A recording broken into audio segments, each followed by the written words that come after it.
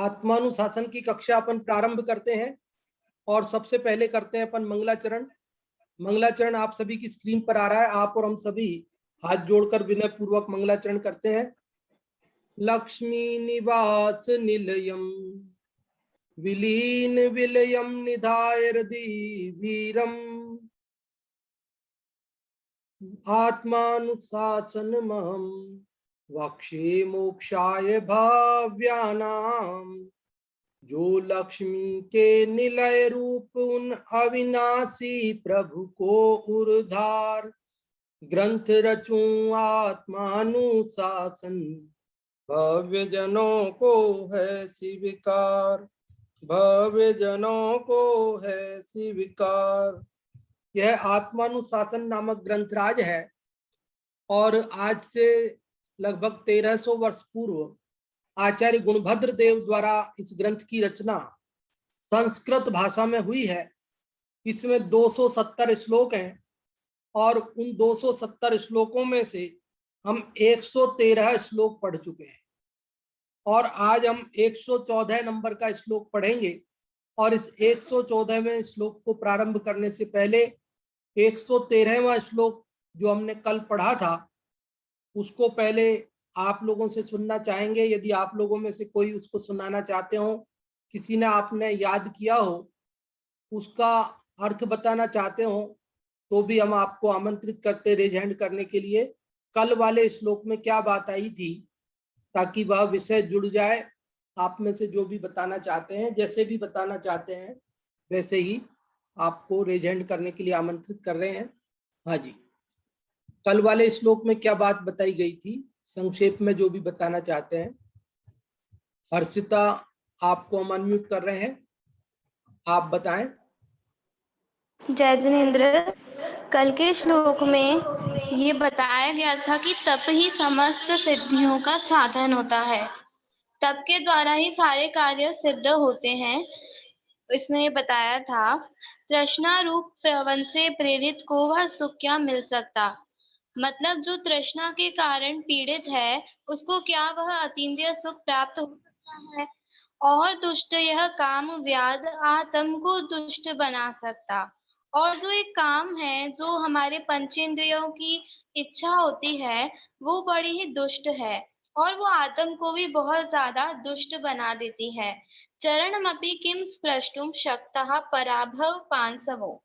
और इसमें आगे कहते हैं कि जो तप करते हैं उनके चरणों को भी क्या पराभव पांसवो, मतलब कष्ट की जो धूल है वो क्या छू सकती है। मतलब जो तप करते हैं उन्हें क्या आपको ऐसा दिखाई देता है कि वे कष्ट में है, मतलब उन्हें कोई कष्ट नहीं होता है। वदत तपसोप्यन्यन मान्यम साधनम। तो कहिए कि तप से अधिक श्रेष्ठ साधन और क्या है जिससे कि हमें सुख की प्राप्ति हो। यहाँ पे जो हम कहते हैं कि धन श्रेष्ठ है या धर्म श्रेष्ठ है, तो उसमें बताया है कि यहाँ पे समझाया है पूरे उदाहरण और युक्ति से कि धर्म ही श्रेष्ठ है, क्योंकि धर्म और तप करने वाले को कोई भी दुख कोई भी कष्ट छूता भी नहीं है और उसकी सारी सिद्धियों की प्राप्ति उसको होती है। इसलिए इस श्लोक के माध्यम से आचार्य देव ने हमें तप करने की प्रेरणा दी है। बहुत अच्छा हर्षिता, आपने बताया कि कल हमने ये पढ़ा कि तप के द्वारा ही समस्त सिद्धियों की प्राप्ति होती है। धन की चाह में दुख के सिवाय अन्य कुछ प्राप्त नहीं होता। धन की चाह के द्वारा हम सुखी होना चाहते हैं, ये हमारा अज्ञान है। आचार्य गुणभद्र देव ने कल हमें ये बात दृढ़ता से समझाई कि देखो भैया, धन से नाम से कोई सुखी आज तक हुआ नहीं है और तप के द्वारा ही धन मान सम्मान आदि सभी कुछ प्राप्त होते हैं, यहाँ तक कि निर्वाण प्राप्त होता है। इसलिए हमें सबको तप में धर्म में ही लगना चाहिए, धन नाम आदि की वांछा नहीं रखनी चाहिए। इसके बाद आज जो हम 114 नंबर का श्लोक पढ़ने वाले हैं उसे हम उसमें क्या बात बताई गई है उसे हम समझते हैं, उसको पढ़ते हैं। और आप लोगों से निवेदन है कि जिनको असुविधा नहीं हो वे अपना वीडियो ऑन रखें, तो उपयोग अधिक लगेगा आपका, और असुविधा हो तो कोई दिक्कत नहीं है। अगर आपकी सुविधा हो तो वीडियो ऑन रखेंगे तो उससे उपयोग एकाग्र अधिक होता है। हाँ जी, अब अपन 114 नंबर का श्लोक पढ़ते हैं, वो आपकी स्क्रीन पर आ रहा है। हाँ जी,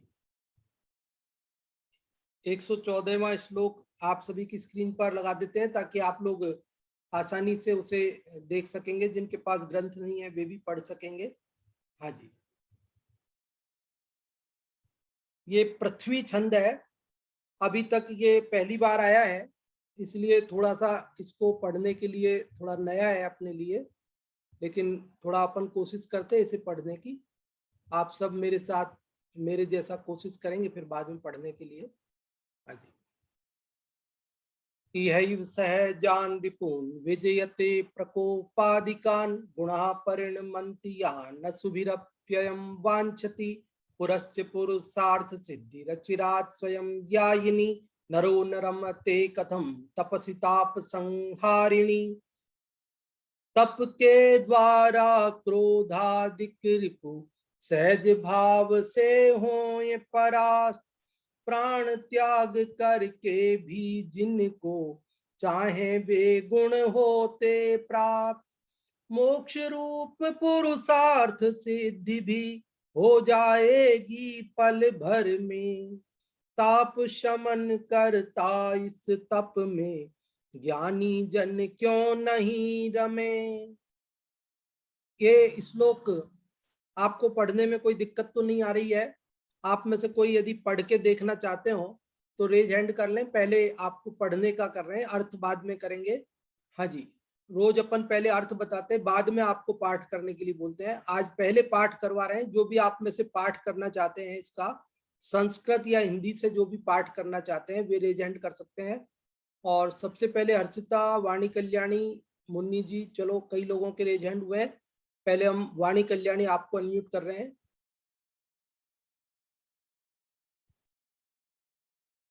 चलो एक मिनट,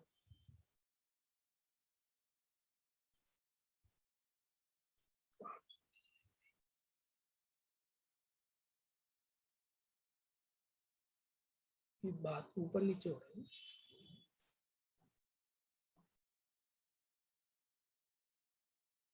हाँ जी, एक बार अभी अनम्यूट करते हैं, देखिए।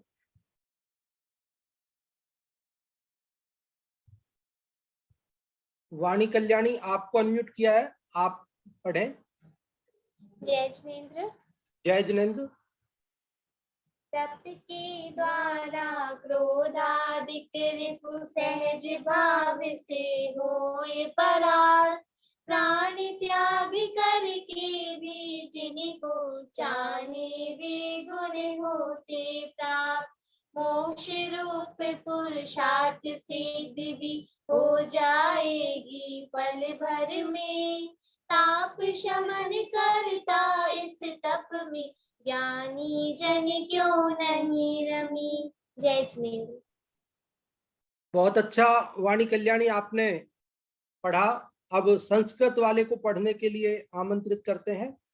संस्कृत वाले को पढ़ने के लिए हर्षिता।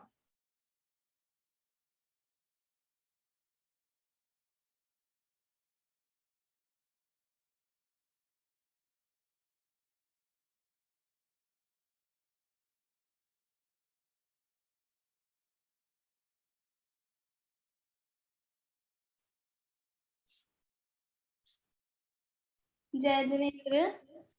इहैव सहजान् रिपून् विजयते प्रकोपादिकान् गुणाः परिणमन्ति यान् सुभिरप्ययं वाञ्छति पुरश्च पुरुषार्थ सिद्धिरचिरात् स्वयं यागिनी नरो नरमते कथं तपसि ताप संहारिणी। बहुत अच्छा हर्षिता, आपने इसका पाठ किया, बहुत बहुत धन्यवाद आप सभी के लिए। आप सबको ये संस्कृत और हिंदी से पढ़ना आ गया है। अब इसका अर्थ देखते हैं, क्या कहते हैं आचार्य गुणभद्र देव इसके अंदर। तप की महिमा बता रहे हैं कि तप के द्वारा क्या होता है। तो कहते हैं इहैव सहजान रिपून विजयते प्रकोपादिकान।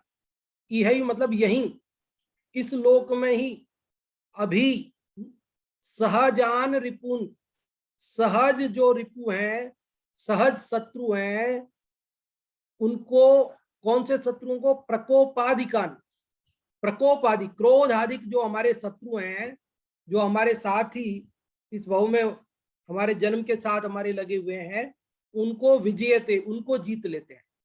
तप के द्वारा क्या होता है? तो बता रहे हैं कि एक तो जो सहज मतलब हमारे साथ ही उत्पन्न हुए, जन्म के साथ ही क्रोध मान माया आदि विकार लगे हुए हैं, इन शत्रुओं को विजयते, जीत लिया जाता है। और गुणः परिणमन्ति, और गुणों को प्राप्त कर लिया जाता है। कौन से गुणों को प्राप्त कर लिया जाता है? तो कहते हैं यान अशुभी अपि अयम वांछति। यान मतलब जिनको, अशुभी मतलब प्राणों से भी, अपि अशुभी अपि प्राणों से भी,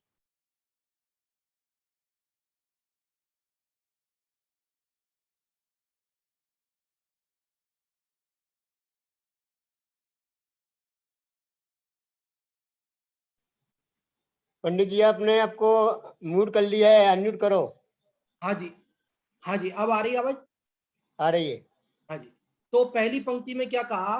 तप के द्वारा क्या होता है कि जो सहज मतलब हमारे साथ ही उत्पन्न हुए हैं इस भव में, ऐसे जो चले आ रहे हैं हमारे साथ साथ, ऐसे प्रकोप आदि क्रोध आदि जो शत्रु हैं रिपु, उनको विजयते, उनको जीत लेते हैं। गुणः परिणमन्ति यान अशुभी अपि अयम वांछति। अशु मतलब प्राण, कि प्राणों से भी प्यारे हैं जो गुण हमको, जिनको हम चाहते हैं ज्ञानादिक, वे सहज पने परिणमित हो जाते, प्राप्त हो जाते हैं। पुरश्च पुरुषार्थ सिद्धि अचिरात स्वयं यायिनी। पुरश्च और सामने, पुरुषार्थ सिद्धि अर्थात मुक्ति, पुरुषार्थ सिद्धि मतलब मुक्ति, अचिरात शीघ्र, स्वयं यायिनी स्वयं चलकर आ जाती है, मुक्ति सामने चलकर आ जाती है। देखो तीनों पंक्ति समझ में आई?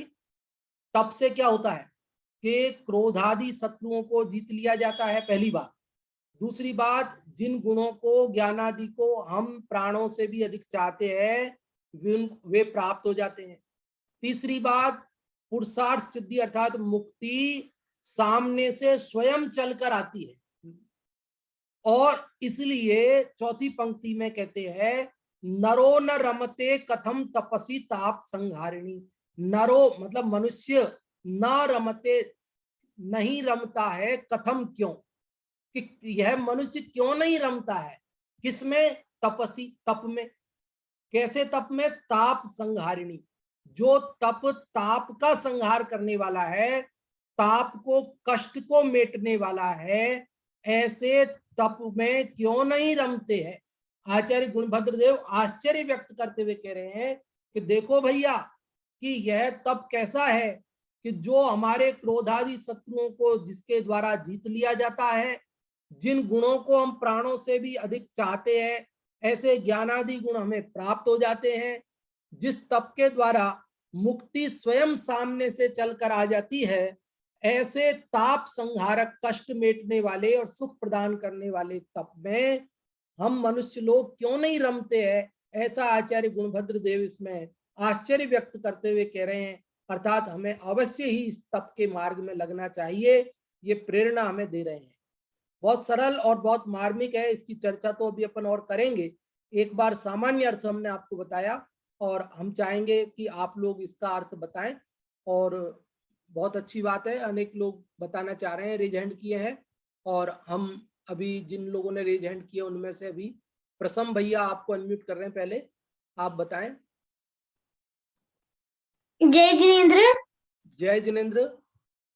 इस श्लोक में कहते हैं, तप की महिमा बताते हुए कहते हैं कि इहैव, कि मतलब यहाँ ही इस श्लोक में ही सहजान, मतलब सहज से, हम जब जन्मे हैं तब से ही इस श्लोक में रिपुन, जो ये क्रोधाधिक हमारे जो शत्रु हैं, ये जो कषाय आदि हैं, वो जब से हम जन्म लिए हैं इस लोक में तब से हमारे साथ हैं।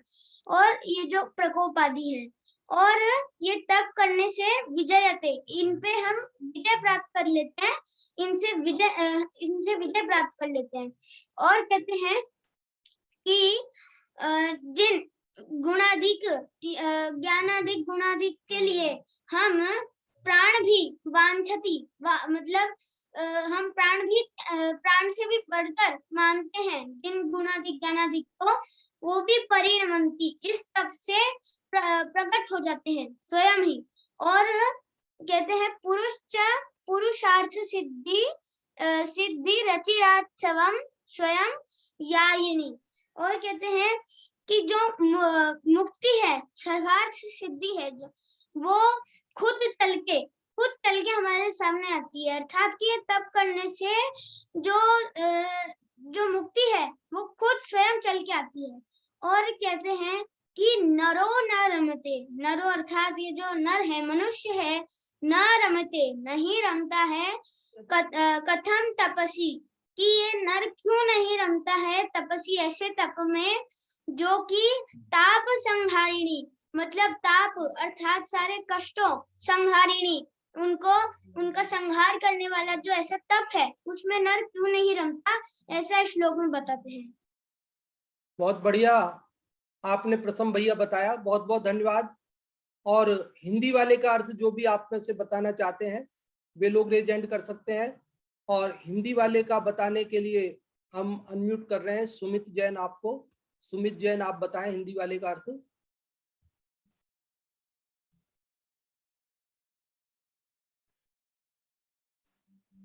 हाँ जी, जय जिनेन्द्र। जय जिनेन्द्र जी, इसमें बताया गया है कि तप के द्वारा जो क्रोधाधिक शत्रु है वो सहज भाव से ही परास्त हो जाते हैं। मतलब कि जब तप में लीन होते हैं यानी कि स्वभाव में लीन होते हैं, और स्वभाव में लीन होने से विभाव स्वतः ही अभाव हो जाता है। और फिर आगे बताते हैं कि प्राण त्याग करके भी जिनको चाहे वे गुण होते प्राप्त, यानी कि जो ज्ञानाधिक जो अनंत गुण है जिनको हम प्राण त्याग करके भी प्राप्त करना चाहते हैं वो तप के द्वारा सहज ही हमें प्राप्त हो जाते हैं। और आगे बताते हैं कि मोक्ष पुरुषार्थ यानी कि जो सर्वोत्कृष्ट हमारा जो पुरुषार्थ है मोक्ष सिद्धि, वो भी हमें अविलंब ही प्राप्त हो जाती है इस तप के द्वारा। जैसा कि कल वाले श्लोक में भी आया था कि मात्र अंतर मुहूर्त में ही जैसे अपने स्वभाव में लीन होने से मोक्ष सिद्धि भी प्राप्त हो जाती है केवल ज्ञान आदि प्रकट हो जाता है। और इस प्रकार जो संताप को शमन करने वाला तप है उसमें ज्ञानी जन क्यों नहीं रमे, अर्थात ज्ञानी जन निश्चित ही उस तप को भला जानते हैं और उसमें उसका पालन करते हैं। जय जिनेन्द्र। हाँ जी, बहुत अच्छा आपने बताया, बहुत बहुत धन्यवाद सुमित भैया। देखिए अभी अपन ने ये जो श्लोक पढ़ा है, इस श्लोक में जो चौथी पंक्ति है, अंतिम पंक्ति, वो अपने आप में एक सूक्ति है। स्वतंत्र रूप से चौथी पंक्ति एक सूक्ति के रूप में चलती है। नरो न रमते कथम तपसी ताप संहारिणी, कि जो ताप का नाश करने वाला है ऐसे तप में मनुष्य क्यों नहीं रमता। ये सूक्ति है। दीवारों पे लोग लिखवाते हैं ना अच्छे अच्छे वचन, तो पूरा श्लोक लिखवाएं तो लिखवाएं, नहीं तो एक लाइन, चौथी लाइन अपने आप में पर्याप्त है। एक चौथी लाइन में ही पूरे श्लोक का भाव भरा पड़ा है।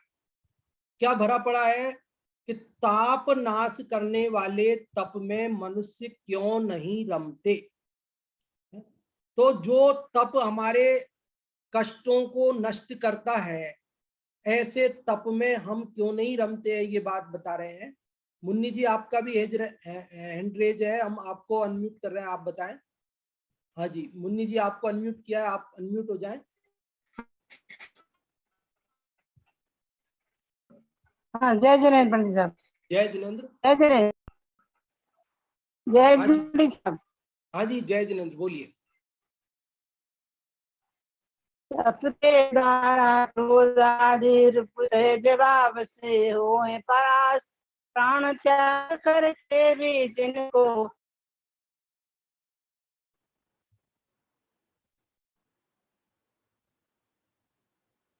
कोई बात नहीं, आपका नेटवर्क चला गया है तो कोई दिक्कत नहीं है। अब अपन इसकी चर्चा करते हैं। अभी श्लोक अपन ने पढ़ा, इस श्लोक का संस्कृत से हिंदी से अर्थ भी हमने समझा, और हमने इस बात को समझा कि इस श्लोक में क्या बात बताई जा रही है। देखो तप कैसा है, तप से हमें क्या लाभ होते हैं, क्या फायदे होते हैं, वो सब बता रहे हैं इसके अंदर। तो इसमें बता रहे हैं कि तप से हमें दो तरह के फायदे होते हैं, एक तो तत्काल लाभ और एक आगामी काल में होने वाले लाभ।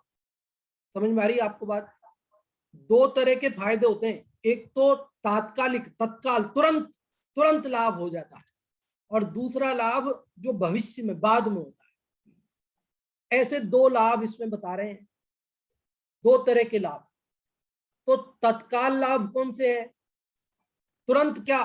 तो तत्काल लाभ तो ये होते हैं कि एक तो हमारे क्रोध आदि पर हम जीत, विजय प्राप्त कर लेते हैं। जब हम तप करते हैं तो उस समय क्रोध आदि हमें नहीं होते हैं। और दूसरा तत्काल लाभ, तत्काल ही दूसरा लाभ कि ज्ञान आदि की, सम्मान, नाम, प्रशंसा आदि की प्राप्ति हो जाती है। जगत में यश प्रशंसा होती है, देखो कितने तपस्वी हैं, कितना तप करते हैं, बोलो जगत में प्रशंसा तुरंत, ये तत्काल लाभ है। और ज्ञानावरण आदि का क्षयोपशम होता है विशुद्धि होने से, तो ज्ञान आदि निर्मल होते हैं। तो तप करने से हमें तत्काल दो फायदे, एक फायदा तो हमारे क्रोधादि शत्रुओं का नाश, और दूसरा फायदा ज्ञानादि गुणों की प्राप्ति। ठीक है, ये तो तत्काल लाभ, तुरंत दान, महाकल्याण। और आगामी काल में क्या लाभ होता है? तो कहते हैं आगामी काल में हमें मुक्ति की प्राप्ति होती है, निर्वाण की प्राप्ति होती है, अनंत काल के लिए सुख की प्राप्ति होती है। अब कोई ये समझे कि साहब आगामी काल में जो लाभ होगा वो तो बहुत बाद, न जाने कब होगा, तो कहते हैं नहीं, ये काम भी अति शीघ्र होगा।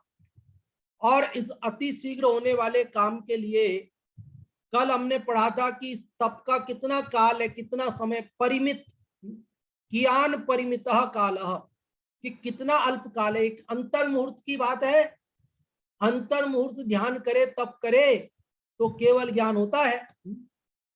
इसलिए जो आगामी काल में लाभ होने वाला है वो भी तुरंत दान वाला ही समझो आप, वो भी तत्काल वाला ही समझो, उसमें भी कोई ज्यादा देरी नहीं है, वो भी तुरंत ही हो रहा है। देखो भैया, आचार्य गुणभद्र देव कह रहे हैं कि लोक में आप और हम जो काम करते हैं वो कैसे काम करते हैं कि हम कई सारे काम तो ऐसे करते हैं कि जिनमें हमें तत्काल लाभ होता नजर आता है, लेकिन भविष्य में उससे नुकसान होने वाला है। क्या समझ में आई बात? कई काम हम कैसे करते हैं जिनसे हमें तत्काल तो फायदा हो रहा है और भविष्य में उससे बुरा होगा हमारा, ये हमें पता है, हम जानते हैं, फिर भी उन कामों को करते हैं। जैसे हम लोग 5 इंद्रिय विषय भोगों में रमते हैं, टीवी देखते हैं, पिक्चर देखते हैं, कोई भी काम करते हैं ऐसा, तो क्या हमें पता नहीं है कि इसका फल पाप बंद है, बाद में हमें कष्ट मिलेगा? पता है, लेकिन फिर भी क्यों करते हैं? तो अभी अच्छा लगता है, अभी मजा आती है। अच्छा ठीक है, अभी मजा आता है और बाद में सजा मिलेगी तो भी हम उस काम को करते हैं, भले भविष्य में उसका कष्ट हमें भोगना पड़ेगा, लेकिन अभी तत्काल हमें फायदा मिल रहा है, हमें आनंद आ रहा है, इसलिए हम उस काम को करते हैं। अभी हम कई सारी दवाइयां ऐसी लेते हैं ना, अभी हमें रोग में आराम पड़ रहा है और हमें पता है इसके साइड इफेक्ट है, इसको लेने से बाद में हमें तकलीफ हो सकती है, होगी, लेकिन फिर भी हम लेते हैं। लेते कि नहीं लेते? अभी मान लीजिए शुगर का पेशेंट है, लेकिन अभी कोरोना हो गया, स्टेरॉइड लेना पड़ रहा है, पता है कि शुगर बढ़ेगी इससे, जानते हैं ना साइड इफेक्ट, शुगर बढ़नी है इससे, पक्का है, लेकिन जानते हुए भी हम लेते हैं। क्यों? क्योंकि हमें पता है कि अभी एक बार हमें कोरोना का इलाज करना है और फिर इसके लेने से भले शुगर बढ़ेगी तो बाद में उसको कंट्रोल करने के लिए जो भी करना पड़ेगा देखेंगे। लेकिन एक मतलब जिसमें तत्काल हमें लाभ होता है, भले भविष्य में नुकसान होए तो भी हम उस काम को करते हैं। और दूसरे प्रकार के काम कैसे करते हैं हम? जिनमें हमें तत्काल तो कष्ट होता है, लेकिन हम सोचते हैं इसका बाद में रिजल्ट अच्छा आएगा, बाद में परिणाम अच्छा आएगा, इसलिए हम करते हैं। जैसे अभी हम मान लो काढ़ा पी रहे हैं, गिलोय पी रहे हैं, कोई नीम खा रहे हैं, तो तत्काल थोड़ी अच्छा लग रहा है, तत्काल तो कड़वा लग रहा है, बेकार लग रहा है? लेकिन हम सोच रहे चलो भाई इससे हम निरोगी रहेंगे, रोग से बचे रहेंगे, तो आगामी काल में उसका फल अच्छा आएगा, ये सोचकर तत्काल में कष्ट वाला काम भी हम कर लेते हैं। समझ में आई? दो तरह के काम करते हैं। कितनी तरह के? दो तरह के। पहले काम कैसे कि जिनमें हमें तत्काल तो अच्छा लगता है लेकिन बाद में परेशानी होने वाली है।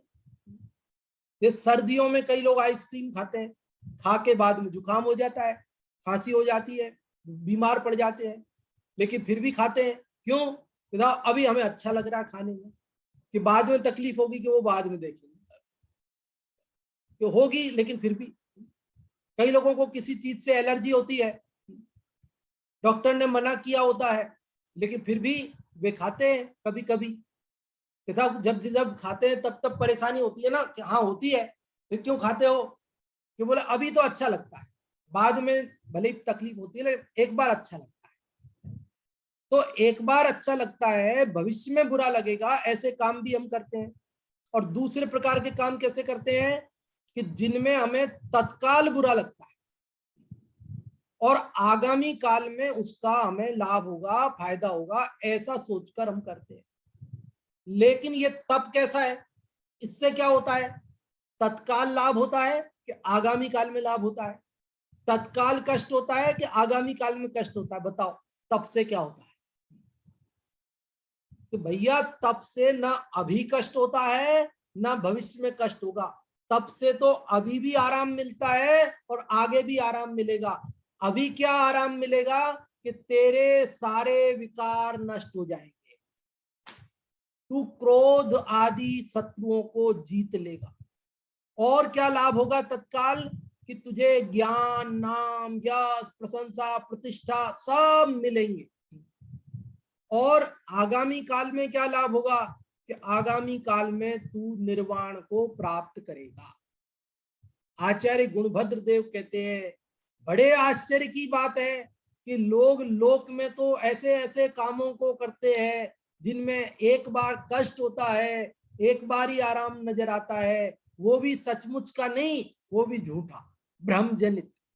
और यहाँ तप करने से, धर्म करने से तत्काल भी वास्तविक आनंद की प्राप्ति होती है और अनंत काल के लिए भी आनंद की प्राप्ति होती है।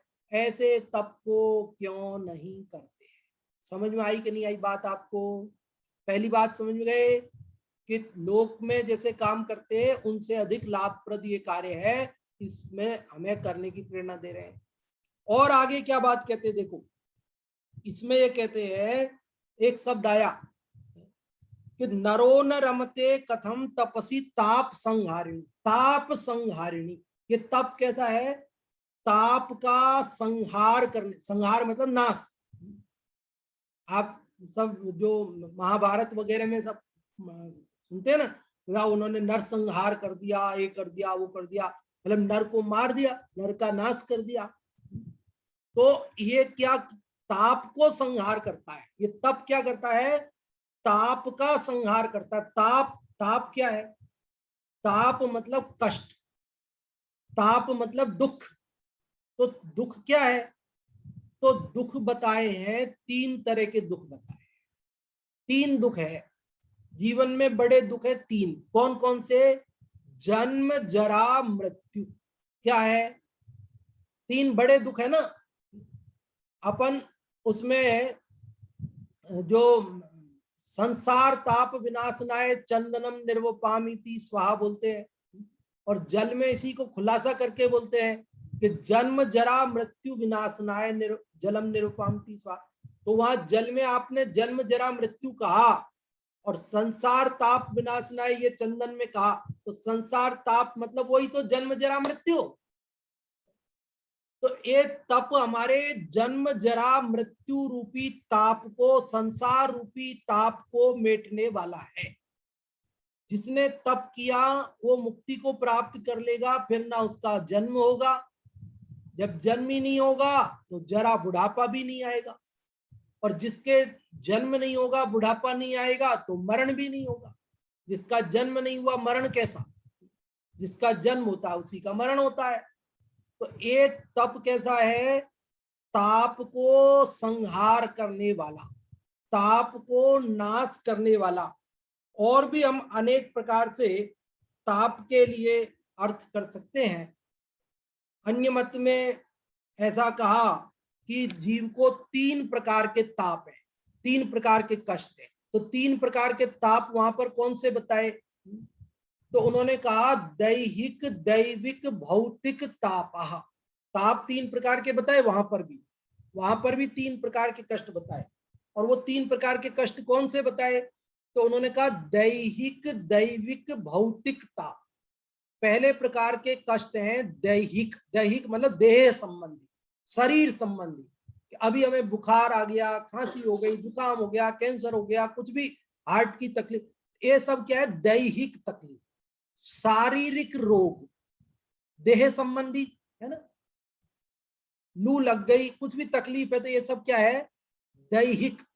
और दूसरे प्रकार के ताप कष्ट कौन से हैं? दैविक। दैविक मतलब कोई देवता परेशान कर रहा है, भूत प्रेत व्यंतर आदि की बाधा हो जाती है ना। कई बार कोई व्यक्ति बीमार हो जाते हैं, बीमार से रहने डॉक्टरों के पास ले जाते हैं, खूब इलाज कराते हैं, जांच वगैरह में कुछ नहीं आ रही है, कमी, दवाइयों से आराम नहीं पड़ रहा है, फिर कहते हैं इनको कोई अंग रोग नहीं है, इनको कोई शारीरिक तकलीफ नहीं, कोई इन्हें व्यंतर परेशान कर रहा है, कोई इनके पाप के उदय के निमित्त पा करके। समझना बंधुओं, अगर हमारे पाप का उदय ना हो तो कोई देवता, भूत प्रेत, व्यंतर हमें परेशान नहीं कर सकते हैं। लेकिन यदि हमारे पाप का उदय हो तो कोई भी कर सकता है। हमें गली का कुत्ता भी परेशान कर सकता है, कोई भी परेशान कर सकता है, कोई भी बच्चा परेशान कर सकता है। तो हमारे पाप का उदय होने पर कोई भी उसमें निमित्त बन सकता है। और पूर्व जन्म का कोई वैरी, शत्रुता हमारी शेष रह गई हो तो उसके निमित्त से कर सकते हैं, करते ही हैं। कई लोगों को लगता है कि साहब ये भूत प्रेत व्यंतर वगैरह होते हैं क्या, आप भी मानते हो क्या इनको? आप कह रहे हो कि वो परेशान कर सकते हैं, तो मेरे से पूछते हैं लोग, आप मानते हो क्या? तो हम कहते हैं हाँ मानते हैं। कि पंडित जी आप मानते हो? हाँ हाँ मानते हैं, वो जैसे हैं वैसे मानते हैं।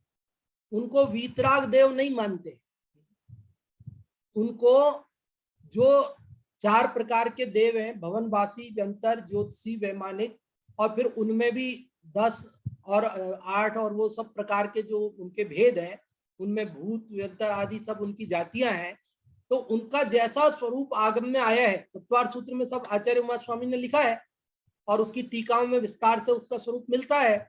तो उनका जैसा स्वरूप आगम में बताया गया है हम वैसा मानते हैं। जैसा नहीं है उनका स्वरूप वैसा मानना मिथ्यात्व है, और जैसा है वैसा नहीं मानना वह भी मिथ्यात्व है बंधुओं। कि ये भूत प्रेत व्यंतर आदि को वीतराग देव जैसा सर्वज्ञ मानना, सर्वज्ञ देव मानना, वो मिथ्यात्व है, इसमें कोई संशय नहीं है। रागी द्वेषी देवों को वीतराग देव मानकर पूजना अर्चना करना वो मिथ्यात्व है।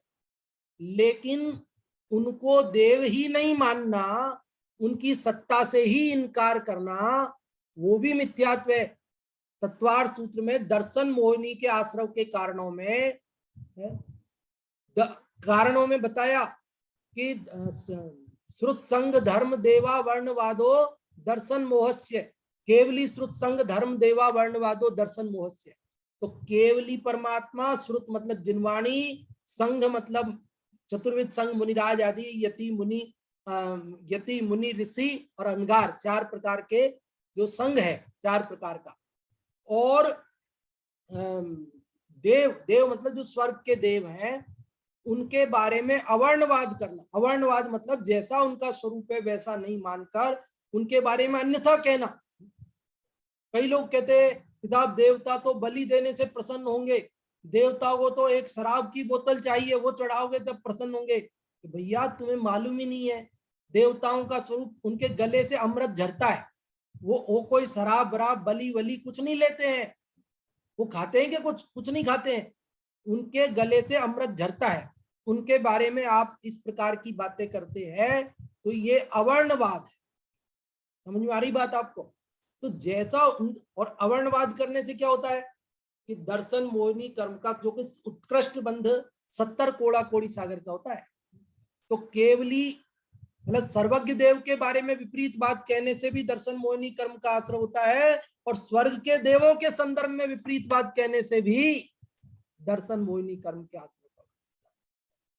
केवली श्रुत संघ, और संघ क्या, संघ में चतुर्विध संघ है, तो कई लोग उसमें मुनि आर्यिका श्रावक श्राविका ऐसा बोल देते हैं। अब वहां जब चतुर्विध संघ की बात चल रही है तो उसके अंदर श्रावक श्राविका कहां से आ गए? 4 प्रकार का संघ है, तो वहां तो मुनिराजों की, महाव्रतियों की और उनकी बात चल रही है। तो वहां यति, मुनि, ऋषि और अनगार 4 प्रकार के जो मुनि ही हैं, चारों साधु ही हैं चारों, उनका संघ होता है चतुर्विध संघ। तो ऐसे जो केवली श्रुत संघ धर्म देव है, उनका अवर्णवाद नहीं करना, उनके संदर्भ में विपरीत नहीं मानना। तो क्या कहा, 3 प्रकार के जो भौतिक, दैहिक, दैविक, भौतिक ताप बताए। तो दैहिक ताप समझ गए, शरीर संबंधी परेशानी, शारीरिक रोग। और दैविक ताप कौन से, कि शरीर में कोई तकलीफ नहीं, सब जांच करा ली, सब नॉर्मल है, सब दवाइयों से कोई आराम नहीं पड़ रहा है, और वो कहते हैं भाई इनको ऊपरी बाधा है, कोई प्रेत बाधा है। हो सकती है उसमें क्या है, हमारे पाप का उदय हो और वो उनसे हमारा पूर्व जन्म का कोई बैर बाकी हो, या वो कौतूहलवश भी करें तो करें, हमारा पाप का उदय हो तो निमित्त बन जाए। ये तो पार्श्वनाथ के जीव के ऊपर कमठ ने के जीव ने, संबर नाम का देव, हम बोलते कमठ ने पत्थर बरसाए, कमठ ने थोड़ी बरसाए, कमठ ने नहीं, कमठ का जीव, वहां तो संवर नाम का देव था वो, तो देव ने किया ना उपसर्ग उनके ऊपर। तो जब देव पार्श्वनाथ पे उपसर्ग कर सकता है तो हम पे नहीं कर सकता है क्या? पार्श्वनाथ जैसे पुण्यात्मा जीवों पर, धर्मात्मा जीवों पर संबर नाम का देव कर सकता है कि साहब उनके तो पूर्व जन्म का बैर चला आ रहा था इसलिए करा था, तो हमारे भी पूर्व जन्म का कोई बैर चला आएगा तो ही तो करेंगे। हमारे पूर्व जन्म का बैर नहीं चला आएगा तो हमें कोई परेशान नहीं कर सकता है। तो यहाँ एक बात और हमें समझनी चाहिए कि हमें कोई बैर लेकर अगले भव तक नहीं जाना है ताकि कोई हमें परेशान करे। इसीलिए अपने से कोई बैर भाव, किसी से झगड़ा टंटा हो जाए तो उसे यही मेट दो, खत्म करो।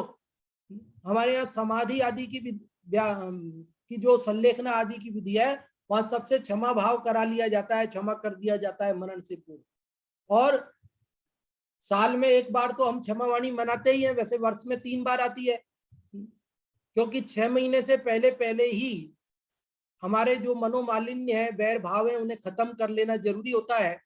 क्योंकि 6 महीने से अधिक जो बैर भाव रह जाता है तो वो अनंतानुबंधी की कसाय वाला बैर भाव बनता है और वह अनंत दुख देने वाला निमित्त बनता है। इसलिए हमें बंधुओं इस बैर भाव को यहीं समाप्त कर लेना चाहिए। तो ये तप हमारे 3 प्रकार के तापों का नाश करने वाला है। एक तो हमने बताया जन्म जरा मृत्यु की अपेक्षा से बात की, और दूसरी एक शब्द में हमने कहा तो संसार रूपी ताप, और तीसरे प्रकार से हम बता रहे हैं दैहिक, दैविक और भौतिक ताप। तो दैहिक शारीरिक तकलीफ हो गई, और दैविक आप समझ गए अब, ठीक है, ऊपरी बाधा, प्रेत व्याधा, बंतर भूत आदि जो भी आप कहते हो। और तीसरी तकलीफ कौन सी है कि ना तो कोई शारीरिक तकलीफ है, स्वस्थ है हम, और ना कोई हमें ऊपर देवता आदि परेशान कर रहा है, लेकिन हमारे पास रोटी कपड़ा मकान की व्यवस्था नहीं है। तो ये क्या है, भौतिक ताप है। भौतिक ताप मतलब भौतिक वस्तुएं नहीं है, मतलब शरीर स्वस्थ है, कोई हमें प्रेत बाधा नहीं है, लेकिन बच्चा इसलिए दुखी है कि मेरे पास मोबाइल नहीं है। अब ये क्या है, ये भौतिक दुख है। मतलब हमारा घर छोटा सा है, बड़ा सा मकान होता, हमारी गाड़ी छोटी सी है, बड़ी गाड़ी होती, तो ये क्या है, भौतिक दुख है। तो दैहिक, दैविक और भौतिक ताप ये सब मिट जाते हैं। किससे? तप से। कैसे मिट जाते हैं उसकी थोड़ी चर्चा तो कल आई थी, और अभी तो अपने को समय परमिशन नहीं दे रहा, केवल 3 मिनट ही बचे हैं। और वो तो हम आपके लिए आरक्षित रखते ही हैं। तो फिर कभी आप अगर पूछेंगे, इस बारे में जानना चाहेंगे, तो उसकी चर्चा बाद में करेंगे। अभी मैं अपनी बात को यहाँ समेट लेता हूँ और आप लोगों को अवसर देता हूँ। जो भी आप में से बताना चाहते हैं रेज हैंड करें, आज जो भी आपने सुना उसके बारे में। और सबसे पहले अनम्यूट कर रहे हैं नरेश जी, भाई साहब आपको, आप बताएं। हाँ जी, जय जिनेन्द्र पंडित साहब। जय जिनेन्द्र। जिनागम में एक 3 प्रकार का तप में भेद है। में अंशन आदि बाह्य तप है, उसके बाद प्रायश्चित आदि अंतरंग तप है, और एक स्वरूप में प्रतपन निश्चय तप है। तो इसका यहाँ पर तप बात करी है, उसमें किससे संबंधित है, थोड़ा स्पष्टीकरण। क्या एक बार भाई साहब फिर से कहेंगे? बाह्य तप के अंदर तो अंशनादि बाह्य तप है। हाँ जी, आवाज आ रही है? हाँ जी, आ रही है। और प्रायश्चित आदि अंतरंग तप है। हाँ जी। और स्वरूप में प्रतपन होना ये निश्चय तप है। हाँ जी। तो यहाँ पर जो तप की बात आई है उसमें किसकी ओर इशारा है, क्या है, थोड़ा इसके बारे में प्रकाश डालें। हाँ जी, नरेश जी भाई साहब बहुत बढ़िया आपने प्रश्न किया कि यहाँ तप की बात से क्या तात्पर्य है। एक तो अंशनादि बहिरंग तप है और एक स्वस्वरूपे प्रतपनम तपः जो निश्चय तप है, उसमें से किसकी बात है। तो देखिए, वास्तविक जो तप है स्वस्वरूपे प्रतपनम तपः, वही तप है और उसी तप से मुक्ति की प्राप्ति होती है। और उसी से ये सब बाहरी जो है वो सब भी, जब तक मुक्ति नहीं हो तब तक लोक के सर्वोत्तम सुख सुविधाओं की प्राप्ति उसमें होती है। और जब तक अंतर्मुहूर्त निरंतर स्वरूप में लीन नहीं रह सके, एक समय, 2 समय, 5 समय, 10 समय रहा, बाहर आ गया, तो उस समय क्या करेगा? तो उस समय ये अनशन आदि तप भी उसके जीवन में होते हैं। जिसके जीवन में निश्चय तप होता है उसके जीवन में बहिरंग तप भी होते ही है। इसलिए हम ये कहें कि अंशनादि तप और ये स्वरूपे प्रतपनम रूपी निश्चय तप है, उसमें से किसकी बात है? तो हम कहेंगे दोनों की बात है, क्योंकि ये दोनों एक दूसरे के पर्यायवाची ही समझने चाहिए, क्योंकि एक के बिना दूसरा होता नहीं है। जिसके होते हैं दोनों होते हैं, नहीं होते तो एक भी नहीं होता है। क्योंकि जिसके निश्चय तप नहीं होता उसके बहिरंग भी नहीं होता, और जिसके निश्चय होता है उसके बहिरंग भी होता है। इसलिए वो दोनों की ही बात है, या दो कोई अलग अलग नहीं है, ऐसा हमको समझना चाहिए। कथन 2 प्रकार से है, वस्तु का स्वरूप एक ही प्रकार का है। हाँ जी, नरेश जी भाई साहब समाधान हुआ कि नहीं आपका? हो गया। हाँ जी, बहुत बहुत धन्यवाद। बहुत सुंदर। और हाँ, समय तो अपना पूर्ण हो ही गया है, लेकिन एक जने से सुनेंगे जरूर, थोड़ा सा 1 मिनट ज्यादा ले लेंगे। प्रज्ञा जी आपको अनम्यूट किया है, आप बताएं।